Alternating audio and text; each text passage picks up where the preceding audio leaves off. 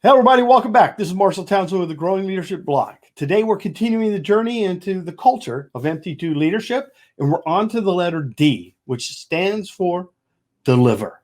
Now, this is one I kicked around a lot. I was trying to think, is it deliver with passion, deliver with a purpose, deliver the goods? And I just decided, no, deliver is what I wanted to stand for.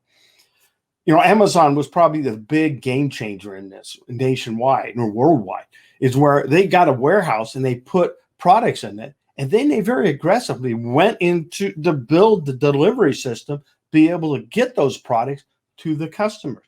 Because prior to that, it was, you put stuff in the mail and there was no way to track it. There was no way to know where it was until it showed up at the doorstep of your customer.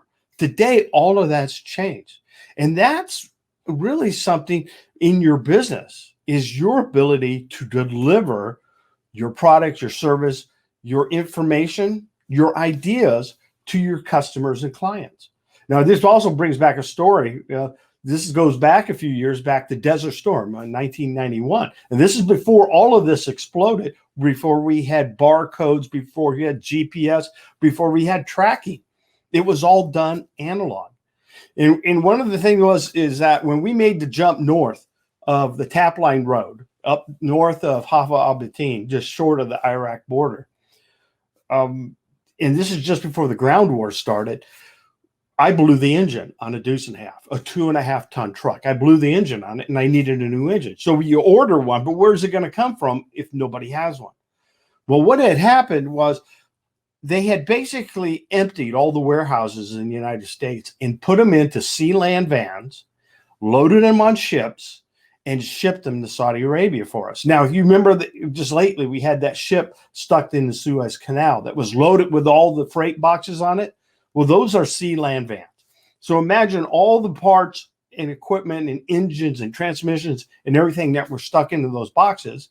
And when they loaded them, there was a guy with a paper manifest who inventoried what was in each of the sea-land vans. And then that inventory was collected with all the inventories for the packing slips for what was in each of the sea-land vans. And then that was transported with the sea-land van. Now, once it, sailed from the United States, went past the Straits of Gibraltar, down to the Suez Canal, in and around to the port of Daman, then they were offloaded and then shipped out into the desert. Everything's still in the sea-land vans. So when I went looking for an engine, I heard of a place called Log Base Nelligan. And that was way out on the left from where the first cav was. So I got on the Tap Line Road. I drove out there and pulled up a Log Base Nelligan. Here's what we had.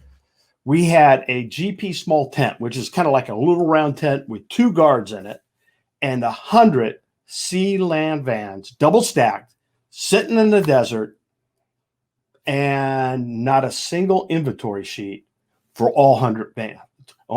There was no inventory sheets. Nobody knew what was inside the sea-land vans. And, worse yet, nobody had a key to the sea-land vans. So there were a couple where the locks had been cut off. And so I went in and just started looking. But, here you got transmission for a tank, transmission for a truck.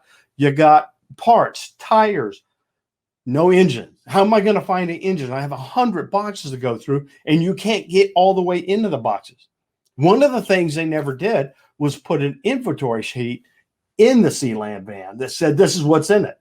No, it was transported separately, and along that path, they got separated, and no one knew what was in there.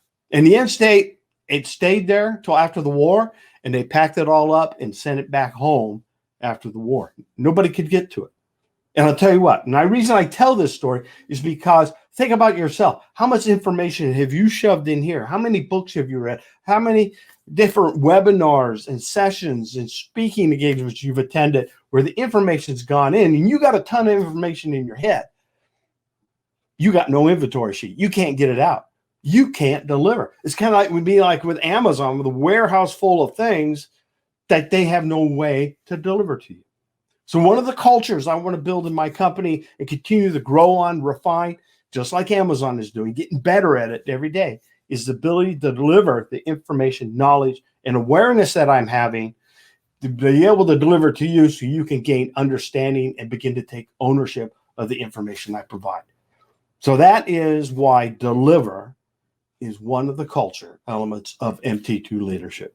Thanks for tuning in today and listening to my stories. Have a good day now.